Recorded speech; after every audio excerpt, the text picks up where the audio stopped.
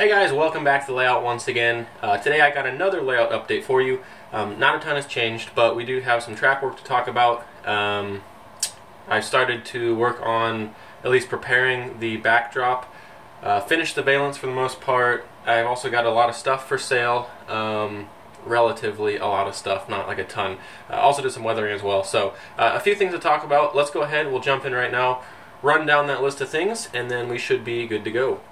So I think the first thing to talk about here is our yard. As you can see, we have some tracks in. Right now we only have 3, and those are the furthest back tracks, and that is going to be our arrival and departure section of the layout.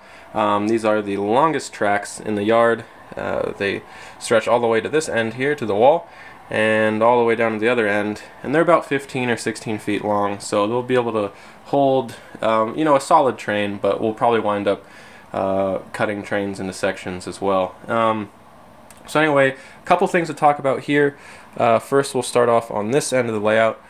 I just want to explain, because right now what we have is, you can see there is a track that heads through that hole there. That goes into the staging room, and that comes off of our main line and siding, which is right here. So right now, the main line and siding are connected to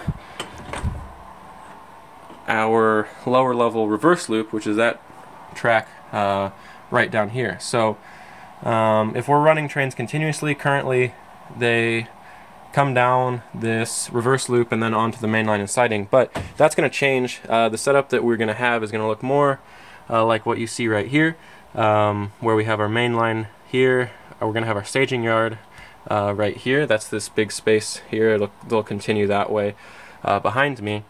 And then the reverse loop kind of parallels the staging yard, and of course opposite of the reverse loop is our main yard that we were just looking at. So if you can imagine, this is sort of the I drew the line there, it's going to be more like here, but imagine that's the hole in the wall.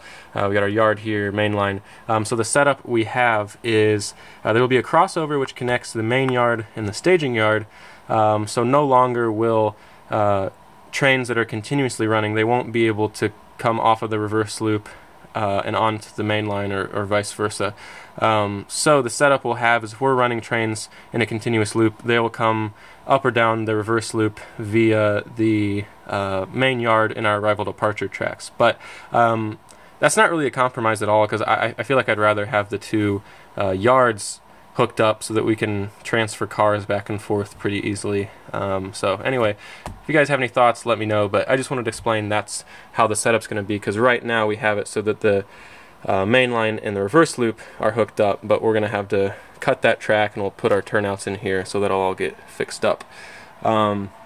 So anyway, as I kept alluding to, these are the arrival departure tracks, but of course we're going to have another section to the yard which will go in this big empty space here. So this is sort of the bowl of the yard where we'll have our classification sort of area. And these will be slightly shorter, because as you can see down here, the yard starts to pinch off, and that little yard ladder will end right where I've put that turnout, whereas the arrival departure tracks stretch a couple more feet into its own little yard ladder here. So of course these two sections of the yard will have to be connected. So if you follow my finger, there will be a track that's kind of like a secondary yard lead, which will come off of this yard ladder for the classification tracks. It'll loop this way.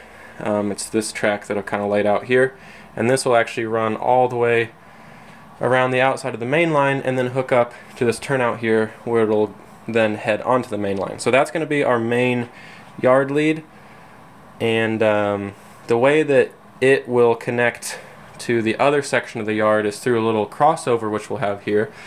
So at this point where my finger is, all of the yard tracks will be together in one now, but depending on which direction you go here will take you to a different part of the yard. If you continue straight, that'll go off to your classification tracks, which we'll have in this big open area. But of course if you switch over on the crossover and go left there, then you're into the classification, or sorry, the arrival departure tracks. And then of course if you're coming from the arrival departure tracks, you could also go straight like where these locomotives are, and then that will take you to the engine facility, which is going to be down in here.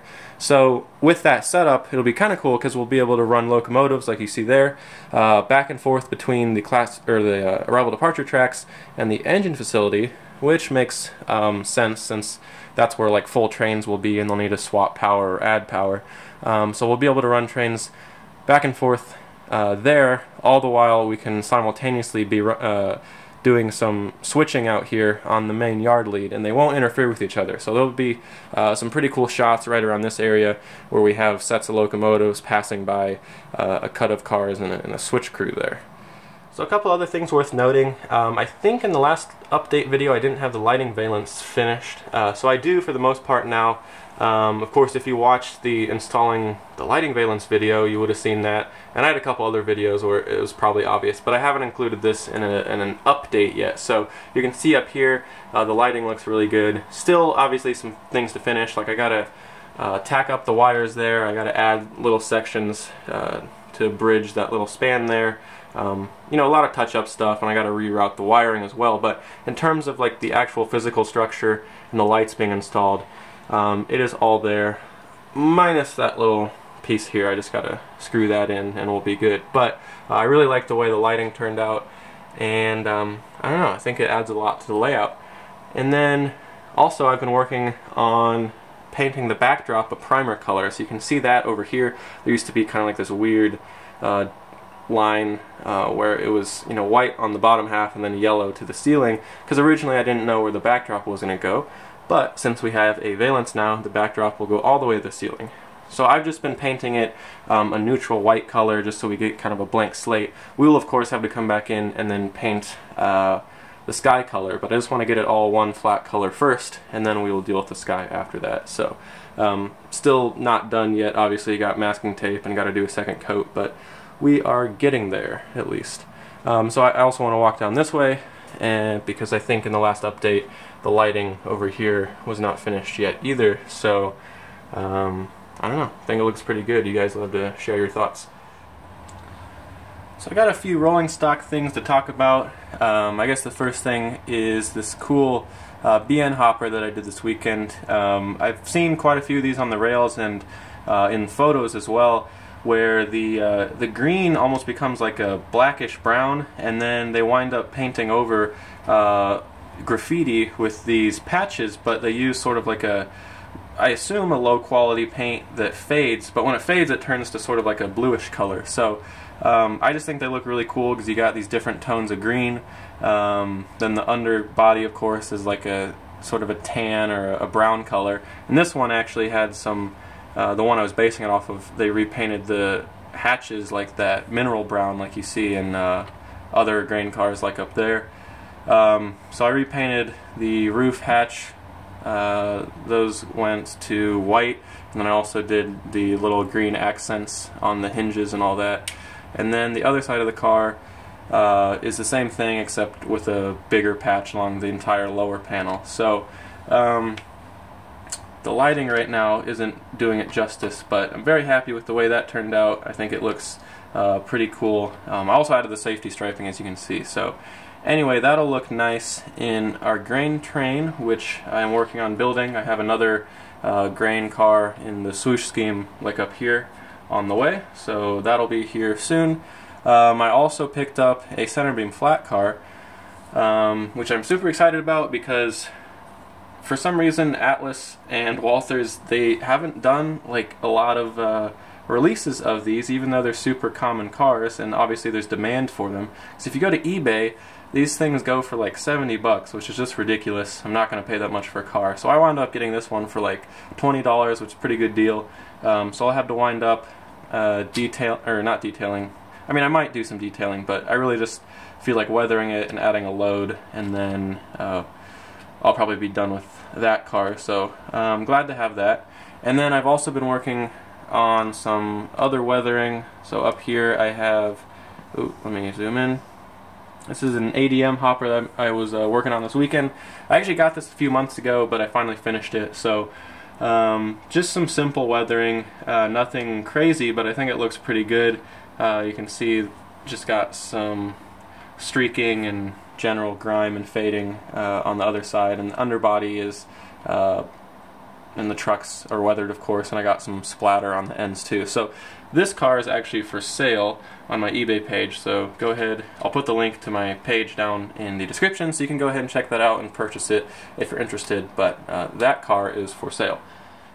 So the last thing I want to talk about today is actually pretty significant. I'm selling off my NCE DCC system because I'm going to upgrade to the ESU cab control system, which is going to begin shipping in the next couple of weeks. So I actually just found out about this recently, but it looks like a really nice starter system.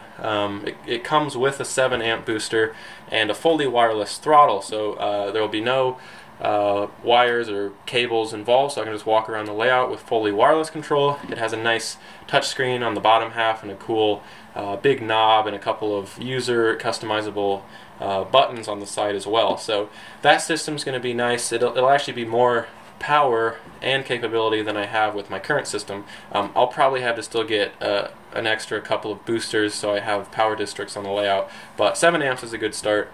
And it should also make programming and consisting, especially with the ESU decoders, quite a bit easier, so that'll be cool. Anyway, I'll have a video on that when I get that installed on the layout. But all of this that you see here is for sale. I have the actual power cab throttle. This is a throttle only. I don't have the original box, and I'm selling the components separately. So if you buy this and you already have an NCE system, you can basically just plug this in to the layout and use it as a pro cab, which is what I have done. So if you pair the power cab with the SB5, this is the smart booster, which basically just becomes the centralized command station and power supply. So that makes then the power cab just a walk-around throttle. The original power cab kit that I got, the power cab itself is the command station, and it comes with its own special fascia panel. So this is the PCP, the power cab panel, and this actually plugs into its own power supply, and you always have to have the power cab plugged in because this is the command station. So that's what I started with, and then I upgraded with the SB5, which allowed me to have 5 amps of power, and I plugged that in with a couple of UTPs. These are just standard fascia panels, which then allows me to plug and unplug the power cab around the layout, and it essentially just becomes an NCE Pro cab, which is their standard walk-around throttle. So anyway, this is all for sale on my eBay page. I posted these links a little while ago, and I will have to take some time editing and uploading this video, so it's possible some of these things will have sold by the time I get the video uploaded. But anyway, I'll just post a link to my eBay seller page so you can see all the items that I have for sale, and be sure to check this out if you're interested. So anyway, that's about all I have for this video. As always, guys, thank you so much for watching. Be sure to check out all the stuff on my eBay page if you're interested.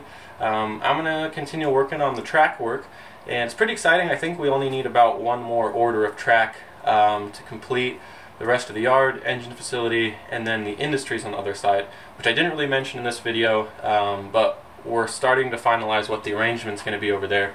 So look forward to that in upcoming videos, and I hope I make that last order of track in the next month or so, at least before the end of the year. So that means that we should pretty much be done with all of the visible track work by the end of the year, which is going to be a big milestone. So then it's just, of course, I'll still have to do the staging yards, but after that it's wiring and scenery, which is pretty exciting. So yeah, that's all I have for this video, guys.